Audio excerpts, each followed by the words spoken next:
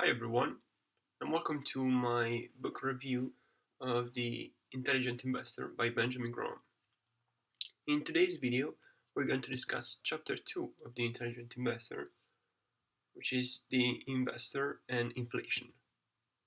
Let's start by giving a definition of inflation.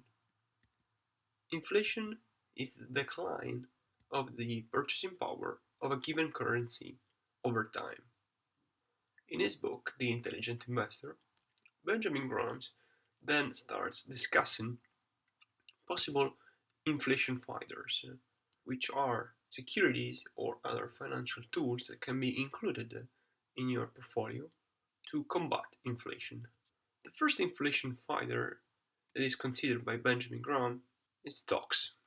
Stocks have been considered historically a good inflation fighter, but in reality, Benjamin Graham believes that there is no between inflation and the movement of common stocks, earnings, and prices. And he says that by looking at historical data of earnings per share compared to inflation in a given period of time. The second inflation fighter that is considered by Benjamin Graham is bonds. In the past, bonds have been considered a poor instrument to combat inflation.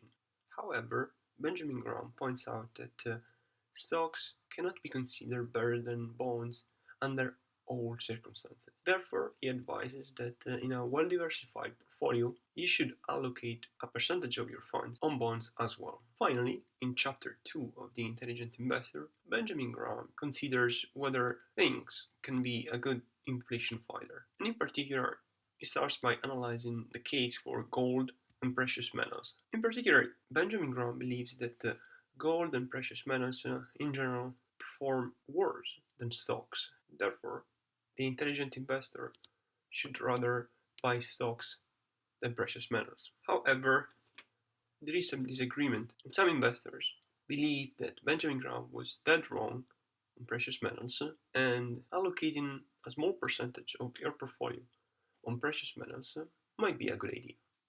Therefore, the intelligent investor should not invest in precious metals directly. Instead, he should invest in a well-diversified mutual fund specializing in stocks of companies investing in precious metals, especially if this mutual fund charges below 1% in annual expenses. The reasons for that are applicable to investment in all things besides securities. Also, other investments that have been considered in the past good inflation fighters might have similar problems. We're talking of diamonds, paintings, first edition books, rare stamps, coins, or real estate. The problem of these kind of investments is that you have to incur in some additional costs, such as insurance costs, storage costs, maintenance, and many times taxes are not particularly favorable. And I'm talking specifically of real estate. Finally, we need to discuss a couple of inflation fighters that were not available at the time Benjamin Graham wrote the last edition of The Intelligent Investor. So the new inflation fighters that we're going to discuss are two. Number one, they are REITs, Real Estate Investment Trust. REITs are companies that own and collect rent from commercial and residential properties.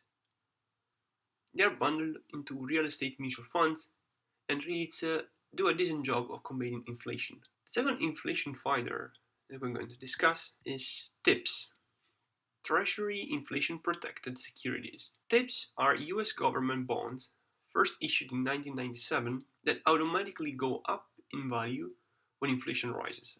Because the full faith and credit of the United States stands behind them, all Treasury bonds are safe from the risk of default or non-payment of interest. But TIPS also guarantee that the value of investment won't be eroded by inflation. In one easy package, you insure yourself against financial loss and the loss of purchasing power.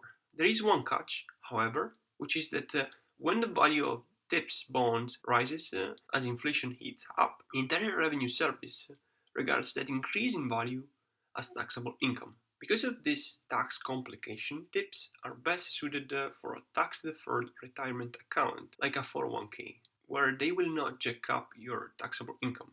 Alright, so thank you for watching this video of The Intelligent Investor. And if you like the video, don't forget to subscribe and watch my other videos on finance and investment. Bye everyone, have a good day.